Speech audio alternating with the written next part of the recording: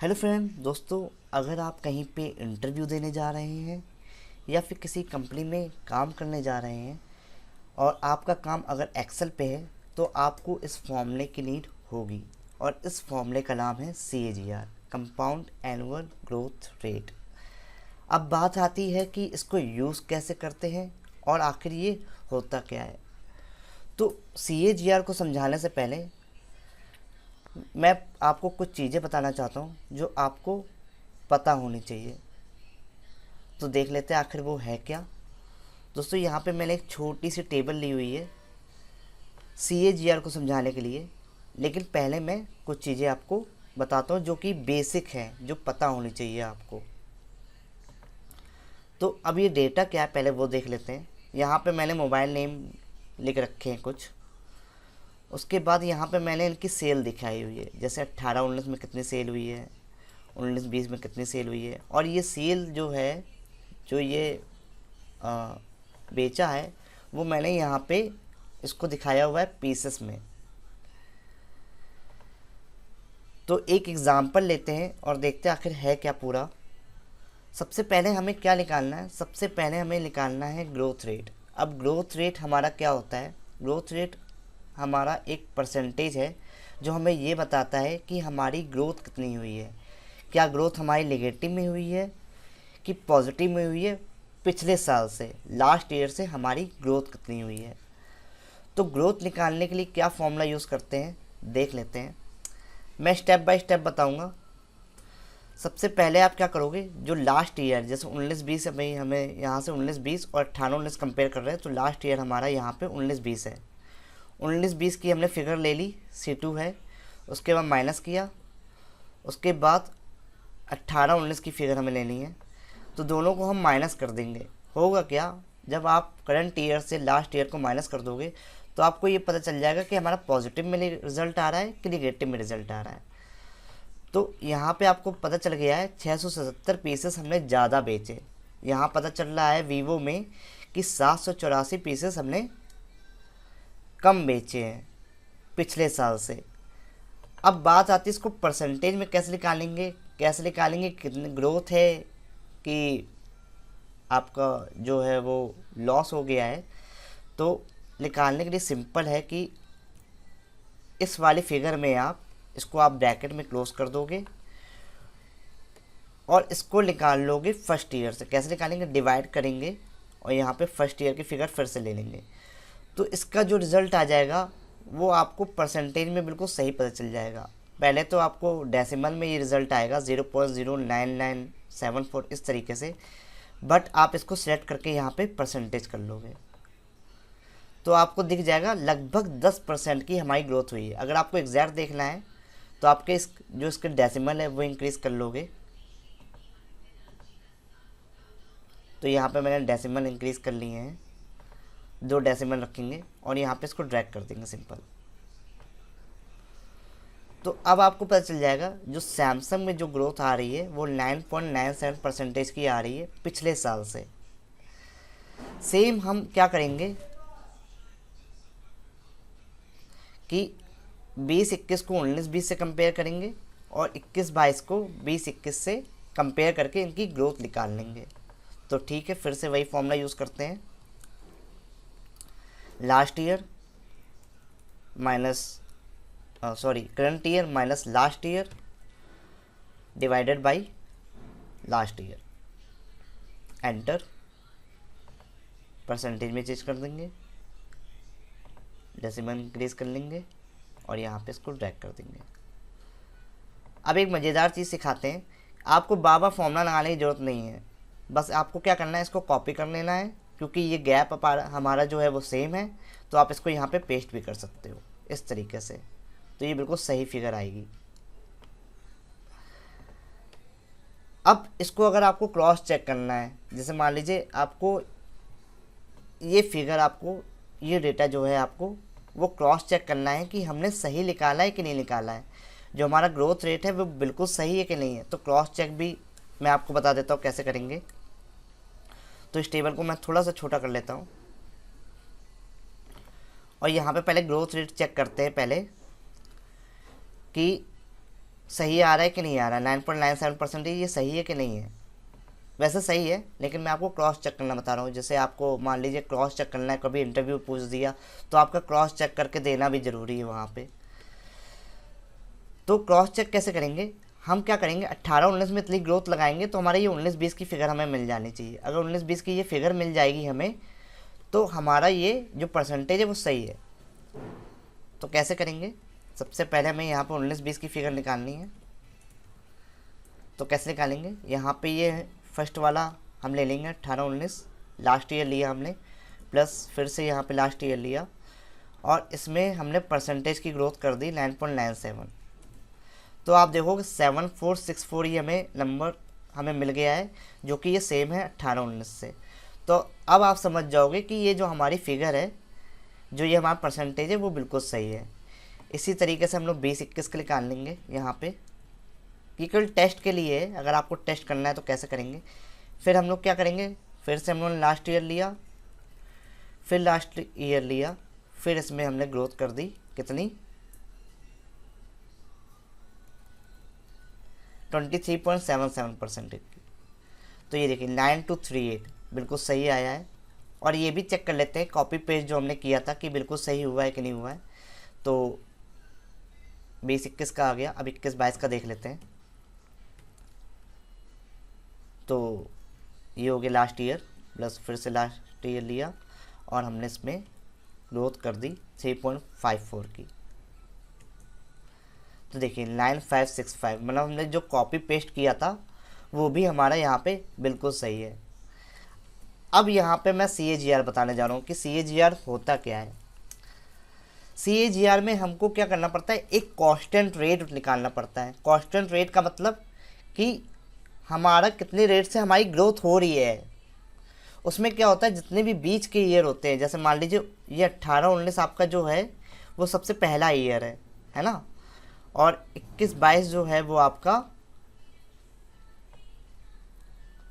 Last year है। Last year का मतलब है सबसे जो करंट में हम लोग वर्किंग कर रहे हैं वो 21-22 में कर रहे हैं इस समय। तो केवल इन्हीं दोनों ईयर को देखेंगे और इसी में हम लोग ग्रोथ निकालेंगे, और जो ग्रोथ होनी चाहिए वो हमारी कांस्टेंट होनी चाहिए। अभी देखिए डायनामिक आ रही है, कभी क्या होता है 9.97 की ग्रोथ हो जाती है, उसके बाद फिर हमारी और ग्रोथ हो गई 23.77 की, उसके बाद हमारी 3.54 की और ग्रोथ हो गई। तो ये क्या है, ये डायनामिक ग्रोथ हो रही है यहाँ पे। लेकिन हमें अब क्या चाहिए, CAGR हमें क्या दिखाता है, हमें कांस्टेंट ग्रोथ दिखाता है। जैसे मान लीजिए अभी मैं CAGR का फॉर्मूला लगाऊंगा, उसके बाद मैं प्रूव करूंगा कि ये कांस्टेंट ग्रोथ आखिर क्या है।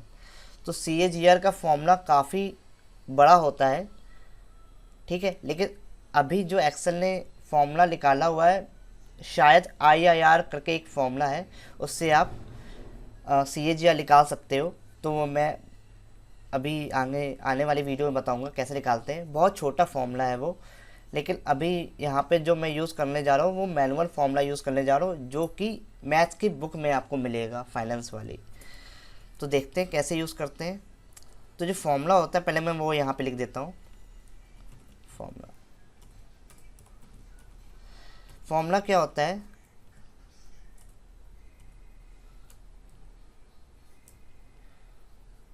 Future value divide by present value bracket of, फिर जो इसकी पावर हो जाएगी वो हो जाएगी 1/t,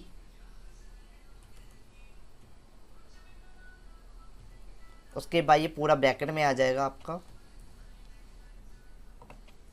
और यहाँ -1। तो जैसे मैंने यहाँ पे इक्वल लगाया, इसलिए एरर दे दी, तो ये मुझे हटाना पड़ेगा, सॉरी। तो ये हमारा फॉर्मूला होता है मैथ में।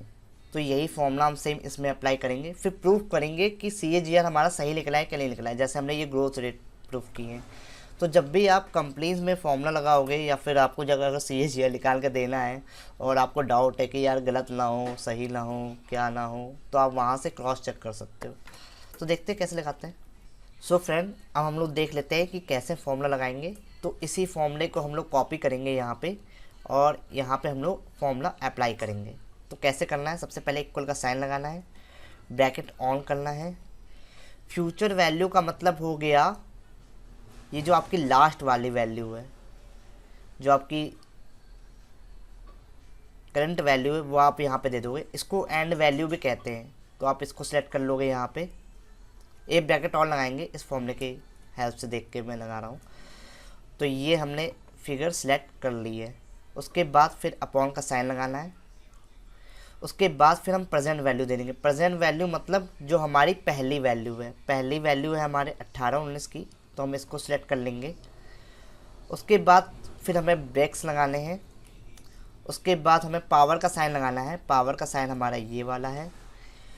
उसके बाद ब्रेक्स ऑन करने हैं। फिर हमें करना है यहाँ पे फिर 1 अपॉन, तो यहाँ पे लिखा 1 अपॉन टी का मतलब नंबर ऑफ ईयर्स। लेकिन यहाँ पे कई सारे लोग यहाँ पे एरर कर देते हैं। तो नंबर ऑफ ईयर कितने हैं वैसे हमारे पास 1 2 3 4, लेकिन यहाँ पे 4 नहीं देना है।